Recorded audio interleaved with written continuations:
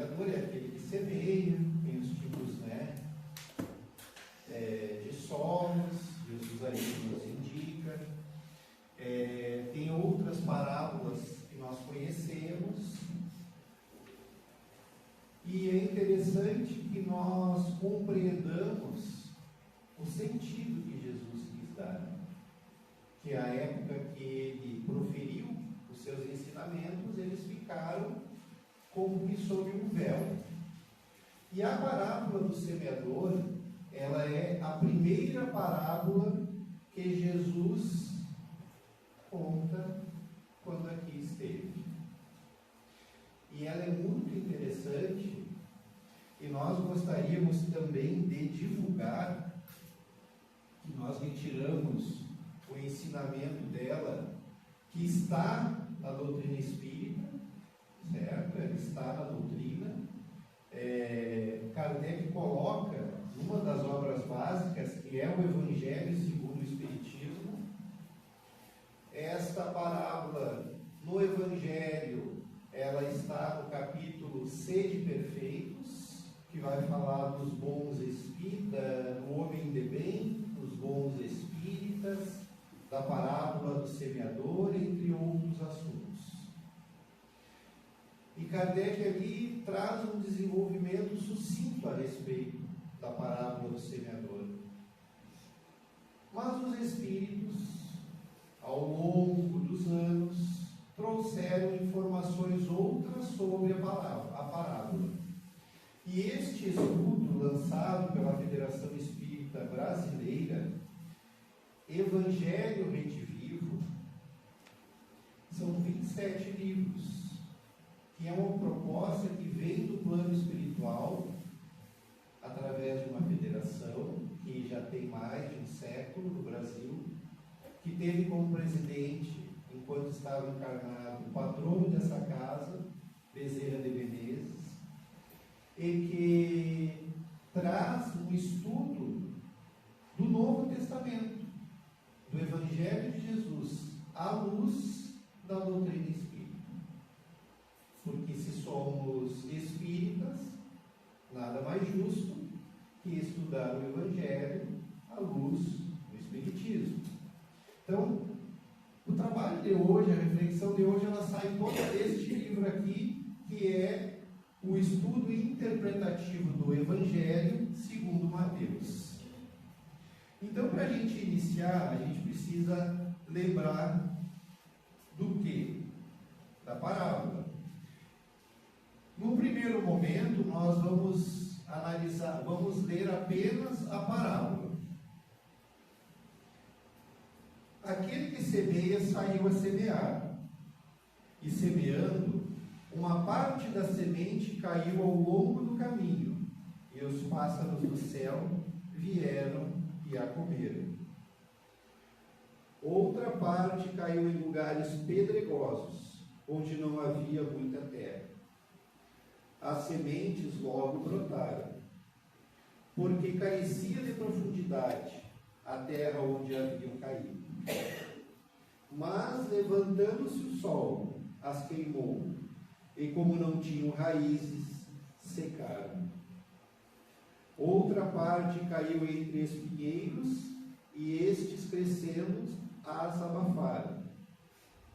Outras, finalmente, caiu em terra boa, e produziu frutos, dando algumas sementes 100 por 1, outras 60 e outras 30.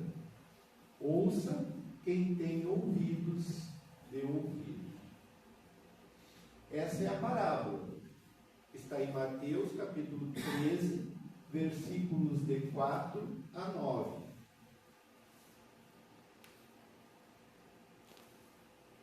Nós dissemos aqui que a parábola do semeador foi a primeira. Jesus foi didático nos seus ensinamentos. Nessa parábola, ele explica a parábola. Assim como na segunda parábola, a parábola do joio e do trigo, ele também usa o mesmo método, ou a mesma metodologia. Então aqui ele vai explicar onde, no mesmo capítulo, pulam alguns versículos e a partir do 18 até o 23, Jesus explica a parábola do semeador. Escutai, pois, vós outros, a parábola do semeador. Quem quer que escuta a palavra do reino e não lhe dá atenção, vem o espírito maligno e tira o que lhe fora semeado no coração. Esse é o que recebeu a semente ao longo do caminho. Aquele que recebe a semente em meio das pedras é o que escuta a palavra e que a recebe com alegria no primeiro momento, mas não tendo nele raízes, dura apenas algum tempo, sobrevindo reveses e perseguições por causa da palavra, tira ele daí motivo de escândalo e de queda. Aquele que recebe a semente entre espinheiros é o que ouve a palavra, mas em quem logo os cuidados deste século e a ilusão das riquezas abafam aquela palavra e a tornam infrutífera. Aquele, porém, que recebe a semente em boa terra é o que escuta a palavra, que lhe presta atenção e em quem ela produz frutos, dando 100 ou 60 ou 30 por um. Kardec coloca os primeiros versículos e depois esses no Evangelho segundo o Espiritismo. Ou seja, Jesus profere um ensinamento e ele o explica. Vamos adiante. Por que Jesus falava ao povo por parábolas? Por que ele não disse tudo? Ele não sabia de tudo? Por que será que ele não falou tudo? E isso está no versículo 11, 12 e 15, que nós selecionamos aqui para responder essa questão, porque essa questão foi feita pelos discípulos que presenciaram Jesus proferindo a parábola. Eles perguntaram, mas por que tu está falando desse jeito com eles? Por que tu não fala? Né? Às vezes a gente é meio faca na bota e diz, vai direto ao assunto. Né? Fala logo. Porque a vós foi dado conhecer os mistérios do reino dos céus, mas a eles não. É por isso que lhes falo em parábolas, porque veem sem ver e ouvem sem ouvir, nem entender. Então, os discípulos e outros espíritos que conviveram com Jesus naquele momento foram espíritos preparados, já conheciam uma parte da caminhada espiritual, já eram mais evoluídos, então eles compreendiam Jesus. Né? Eles tinham uma compreensão mais ampla daquilo que Jesus estava falando.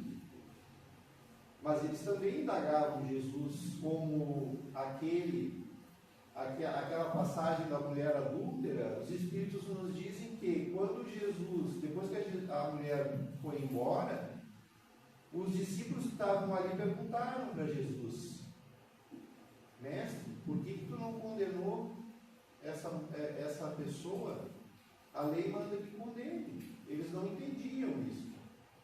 Mas eles tinham já condição de compreender o que Jesus então lhes dizia. Porque uma coisa foi o que Jesus falou ao povo. Normalmente o que ele dizia ao povo, o que ele ensinava ao povo, surpreendia os seus discípulos, que eram discípulos, aprendizes. A partir do momento que eles passaram um tempo com Jesus, recebendo diretamente dele as explicações que eles tinham condições de absorverem, de compreenderem, e a gente vai ver no decorrer aqui o que isso significa, esses espíritos, esses discípulos, quando Jesus vai à crucificação, eles estremecem, não fica um, corre todo mundo, né, no popular. Eles estremecem. Mas após a crucificação, Jesus retorna em espírito e caminha com eles ainda algum tempo, trazendo novos ensinamentos. E a partir do momento que eles começam a vivenciar a difusão do Evangelho, a propagação do Evangelho, a pregação do Evangelho, eles passam para a condição de apóstolos, ou até antes. Então Jesus falava por parábolas, porque as parábolas, elas têm essa forma didática de tocar as pessoas e de ser de fácil acessibilidade a inteligências que ainda são mais retardatárias quanto às questões espirituais, que era a maioria do povo daquela época. Talvez porque a religião da época era imposta, cheia de dogmas e práticas exteriores.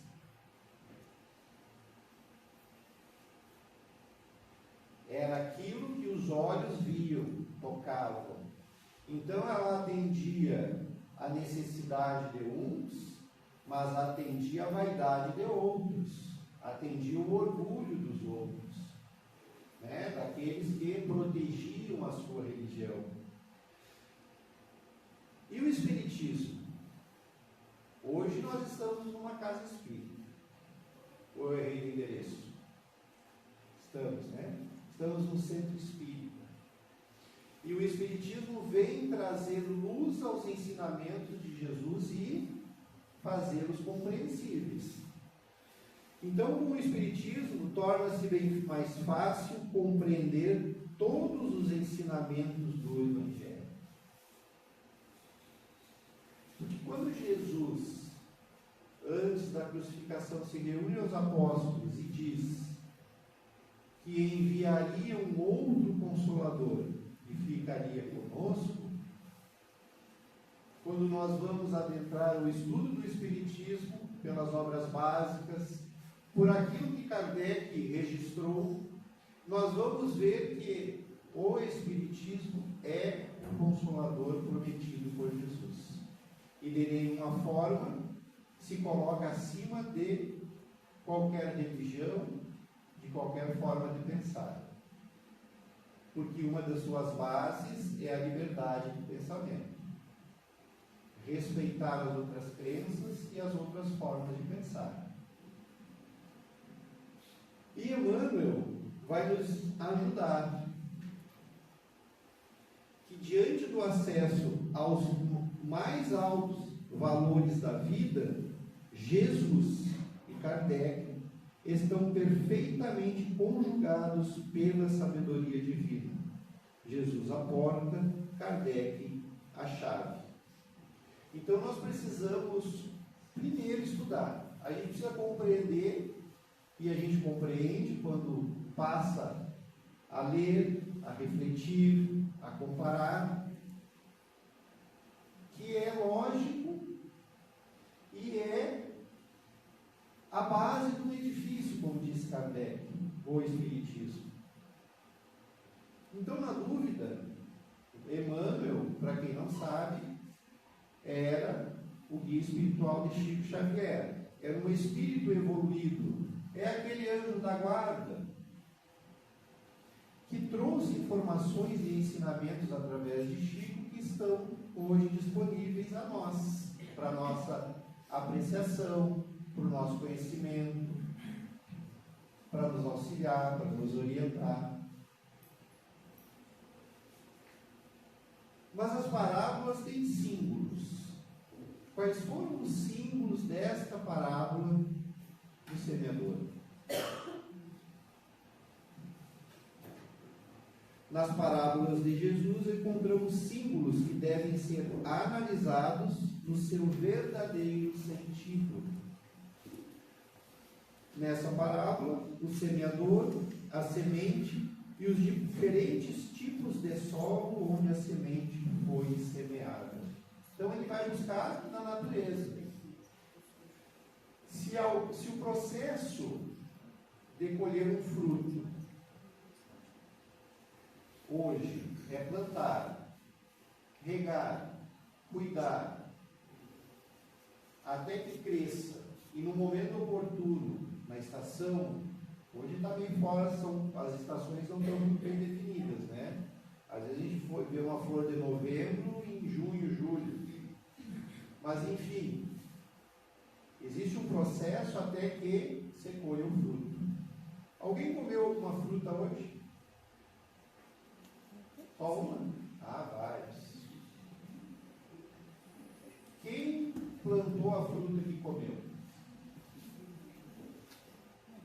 Nenhuma, olha que legal. Às vezes sim, dependendo da fruta. Tem fruta que, né, vai demorar. Mas via de regra, a gente come uma fruta que nós não plantamos. Isso é algo para a gente refletir junto com essa parábola. Então esses símbolos, eles querem dizer alguma coisa para nós. E por que Jesus se utiliza dos símbolos da natureza? Ninguém julgue fácil a aquisição de um título referente à elevação espiritual. O mestre recorreu sabiamente aos símbolos vivos da natureza, favorecendo-nos a compreensão. Então, quando aqui a gente vê, se fala em elevação espiritual, um título, esse não é um título que aparece no mundo. Não aparece no Instagram esse título. Esse é íntimo. É construção nossa, é segredo nosso com Deus. Às vezes a gente toca para o lado, deixa para depois. É indiferente. A construção espiritual, que se dá a todo momento, pelo menos nas oportunidades. Nós precisamos aproveitá-las. Então, esses símbolos da natureza, Emmanuel também, nas suas mensagens, através de Chico, ele se utilizou muito dessa simbologia que a gente encontra na natureza. Quem é um semeador? Jesus. Inegavelmente, Jesus é o divino semeador, o guia e modelo da humanidade terrestre.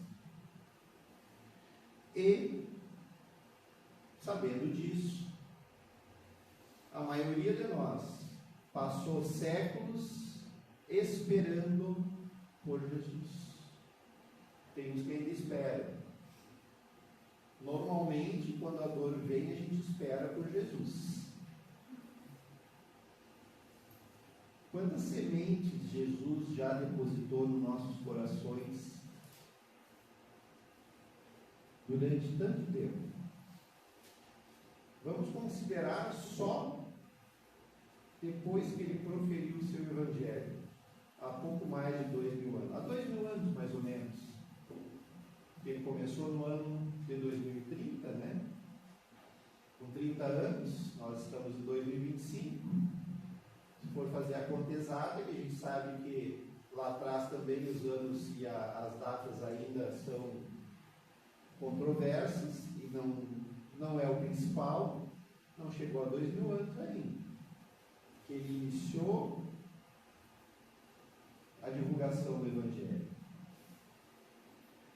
E é só ele que semeia? Em menor escala, nós, os aprendizes do Evangelho, podemos nos transformar em semeadores da lavoura divina, desde que tenhamos o devido cuidado para semear apenas a semente do Evangelho. Qual é a semente do Evangelho?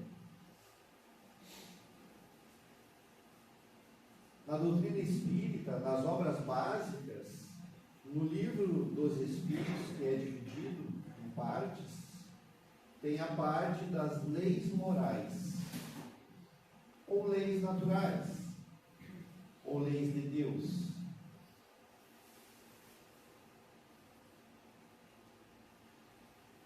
E ali, no Livro dos Espíritos, em determinado momento, também nós tratamos, a doutrina espírita trata da moral.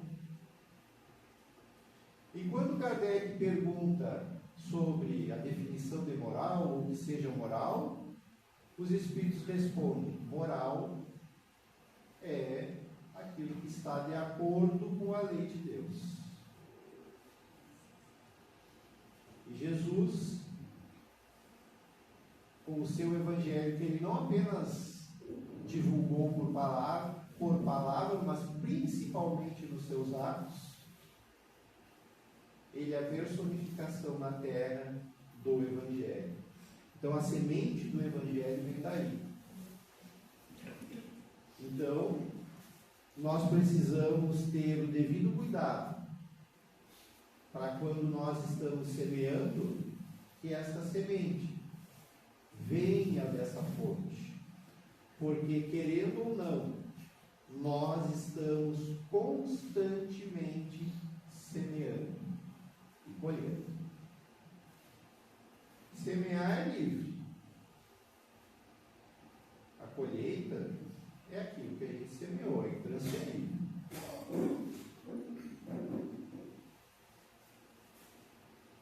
O servidor do Evangelho é compelido a sair de si próprio, a fim de beneficiar corações alheios.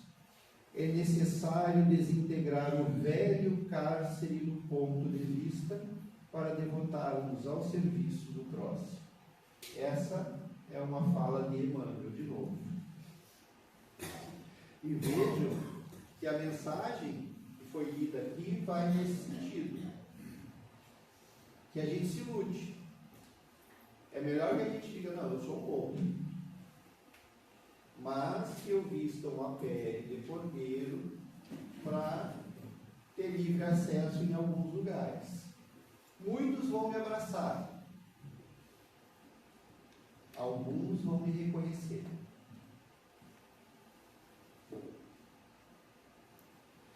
E é interessante que a gente grifou isso, né? Sair de si próprio para beneficiar os outros. Ah, mas eu não posso ir lá agora ajudar o meu vizinho, ou não posso fazer tal coisa por ele. Eu nunca posso fazer nada por alguém, porque eu estou sempre ocupado. Aí eu dou desculpa e vou fazer nada. Às vezes eu até estou ocupado, mas eu posso tirar um tempo para auxiliar em alguma coisa. E olha como é que Emmanuel chama o nosso ponto de vista. Que cada um de nós tem um juízo de valor das coisas. O que a gente pensa da política? O que a gente pensa hoje no nosso time? O que a gente pensa do filho do vizinho? O que a gente pensa disso ou daquilo? Nós temos o nosso ponto de vista. E a espiritualidade superior chama isso de cárcere. Quem gosta? Quem gostaria aqui de ir para a cadeia? Mas ficar preso, não estar aberto, como diz a mensagem. Essa mensagem ela é para a humildade, para a gente cultivar a humildade. A gente não aceitar nada de diferente daquilo que eu penso, do que a gente já pensa, do que a gente já construiu, é fruto do orgulho. A humildade está sempre pronta a agregar algo mais, a aprender algo mais. A semente é a palavra de Deus, admiravelmente transmitida pelo Messias da humanidade em seu Evangelho. Essa é a semente. Já tinha dado spoiler antes lá, né? Os discípulos sinceros do Evangelho, a despeito das suas imperfeições, mesmo os lobos. Está cheio de lobos na doutrina espírita. Tem de palestrante louco. Depois eu vou contar uma história para vocês do Bezerra de Menezes. A despeito das suas imperfeições, compreendem a importância da difusão da palavra divina, que cedo ou tarde alcançará a terra toda. Jesus não esperou 18 séculos para voltar com a doutrina espírita. A doutrina espírita não deixa tão claro as coisas, as nossas dificuldades, de onde nós viemos. Então isso é um trabalho, como a gente costuma dizer, de formiguinha. Um assimila o Evangelho e começa a se modificar. A própria modificação dele vai modificar o meio que ele vive e vai auxiliar outros que chegam próximos de boa vontade. Nenhum nem outro vai ter facilidade. Mas é importante que nós compreendamos que esta semente que é o Evangelho, ela já foi semeada em nós. Mas nós vamos ver depois, ou logo agora, são as que semeiam a boa semente. Os diferentes solos. E aí a gente pode pensar, eu sou o solo fértil. E aí a gente começa a lembrar das pessoas. Mas aquela minha nora deve ser um dos espíritos. E o genro aquele é das pedras. Né? A gente começa mais ou menos assim. Mas na verdade a gente tem que aplicar esses ensinamentos em nós mesmos. Não é nos outros. Jesus explica claramente que cada solo citado na parábola do semeador são os diferentes níveis evolutivos, moral e intelectual do ser humano. São níveis evolutivos. Para uns, a semente do Evangelho, falar do Evangelho, falar da espiritualidade, eles não querem nem ouvir. Às vezes tem a ver com o momento daquela pessoa. Às vezes ele não tem condições. Porque quando se fala em nível evolutivo, quantas pessoas renascem com bloqueios na sua intelectualidade, que é a consequência do plantio anterior? Ele não vai desenvolver uma compreensão lúcida, ele não vai se utilizar daquilo que ele já angariou em outras reencarnações, digamos, da sua inteligência naquela existência, porque ali o trabalho é outro. Não quer dizer que ele não tenha a semente do Evangelho com ele. Muitos de nós temos muitas sementes já e passamos por encarnações desviando da rocha. E vamos aos solos então. O solo da semente semeada na beira da estrada é aquele que sempre utiliza os ensinamentos do Evangelho de forma indiferente ou distraída, citando frases e expressões de efeito, mas sem maiores compromissos. É um solo que não está preparado. É um coração que ainda vive da matéria, daquilo que os olhos veem, das sensações, né? Do poder, da ganância. Não está preparado esse solo. Ele não pode receber nada? Pode. Ele vai registrando, mesmo que de maneira muito superficial, os exemplos que ele está vendo próximo. Ou às vezes ele não está nem preparado para registrar isso. A atenção dele está toda com outro foco.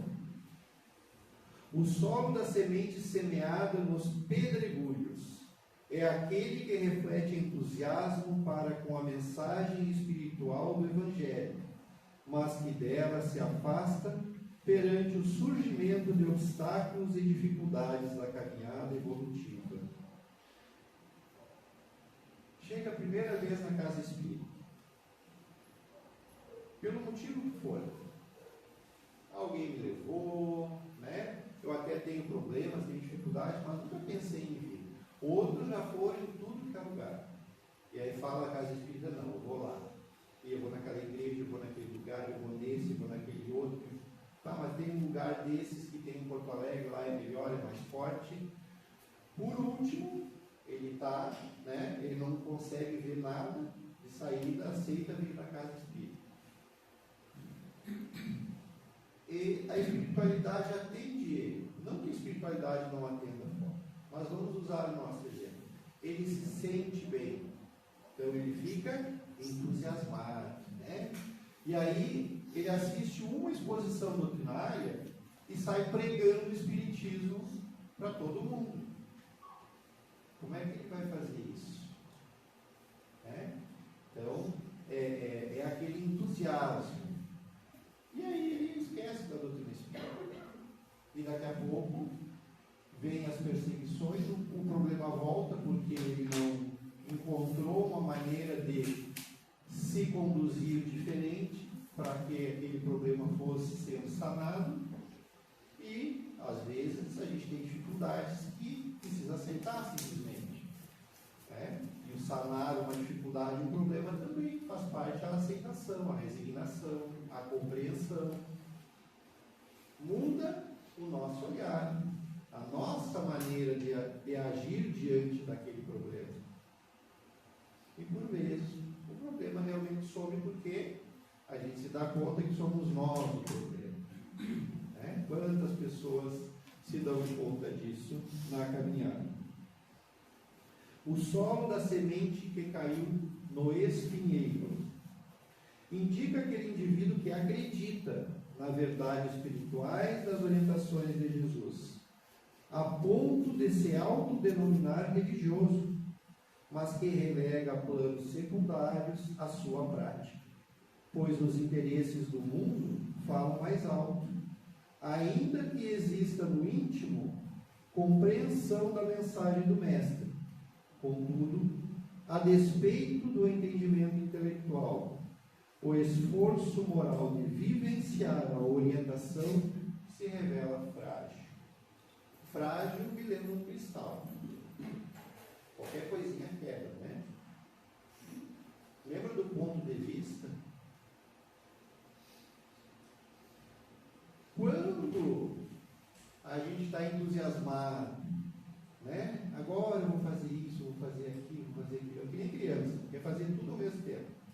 E alguém chega, meu irmão, vamos estudar, vamos pensar melhor. Ou senão uma mãe aflita com o filho, está toda a família percebendo, ou o pai, está todo mundo percebendo que ela está aflita, não está vendo com clareza, está agindo só pelo coração.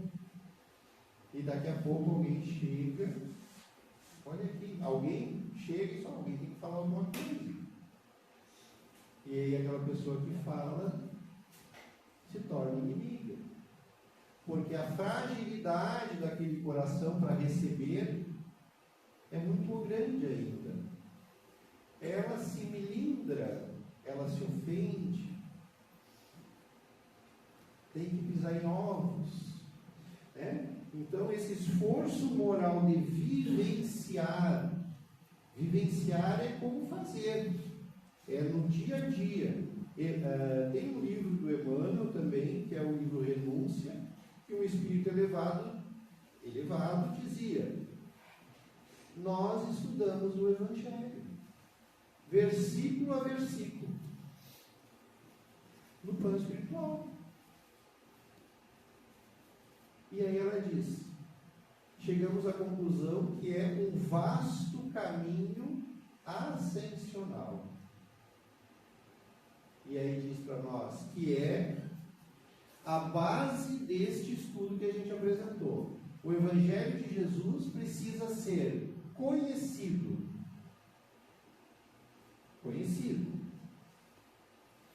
seriamente. Às vezes a gente vê uns espíritas de plantão, de Instagram, que só aparece a imagem dele.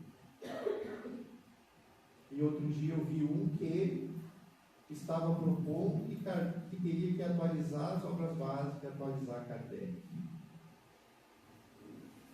Tenhamos cuidado com isso.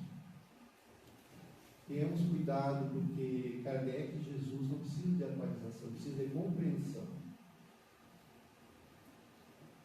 Aí já é a vaidade. Quando se fala de difusão da doutrina espírita, é divulgar a doutrina, principalmente pelos nossos atos. Mas se a gente vai utilizar a rede social, a gente utiliza o Evangelho, a gente utiliza a doutrina espírita. Tem tanta mensagem. Aqui foi lida uma mensagem, não a nossa imagem. Porque senão a gente está se colocando à frente da doutrina espírita como referência ainda. A quem mais é dado, mais será cobrado. Já pensou? Eu virar uma referência da doutrina espírita nessa casa e ter que responder por todos aqueles que acreditaram nisso? Divaldo disse isso para alguém que chegou a ele dizendo: eu sou apaixonada por você, Divaldo. Então eu falhei drasticamente. Porque o meu compromisso era te apresentar Jesus e tu te apaixonou por mim. Onde foi que eu errei? O que isso fala para nós?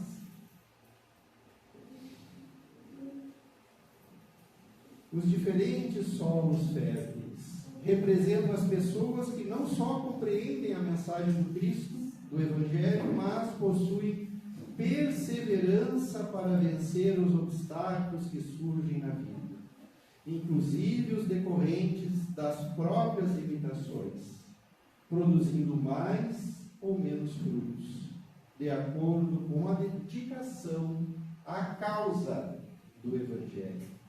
Jesus trouxe para nós uma causa, e essa causa convida-nos a sair de nós. Esquece o que tu aprendeu. Claro que não é esquece, mas para um pouco, deixa de lado. Olha o que diz o Evangelho. Olha onde Jesus foi parar, porque nós nos insultamos com o Evangelho de Jesus. Nós achamos aquilo um absurdo. Amar aquele que não pensa como eu, perdoar aquele que me fez o mal. E hoje, reunidos no Centro Espírita, com todas as informações que nós temos, que clareiam as nossas ideias, cada um de nós, eu começo por mim, ainda vai se melindrar, ainda vai pensar mal do próximo, ainda vai ficar chateado porque o outro não aceitou a minha maneira de pensar. Eu disse que ia contar uma história do Bezerra. Chegou um trabalhador do Bezerra e diz o seguinte, e antes de contar a história eu vou dizer: alguém já viu o Alto da Compadecida? Aqueles dois mentirosinhos lá, eles contavam uma história absurda no final. Mas é verdade isso? Olha, se é verdade eu não sei, mas foi assim. Então Bezerra, acolhendo um coração aflito que, diante de tamanha verdade que é o Evangelho, ele não se sentia apto a trabalhar no Evangelho. Tudo que ele lia era contra aquilo que ele pensava e que o ansiava profundamente. Eu não estou preparado. Bezerra olhou para ele e disse: meu irmão, eu também sinto a mesma coisa que tu. Só que antes, esses pensamentos eu pegava e ia e dava curso para eles. Eu ia para o lado que eles me mandavam. Agora eu conheço o Evangelho. Os pensamentos continuam, mas eu já estou me esforçando para ir para o outro lado. Que sejamos nós estes que já querem tomar rumo novo nesse vasto caminho ascensional que Jesus trouxe para nós. Que Deus nos abençoe a todos. Muita paz. Sim.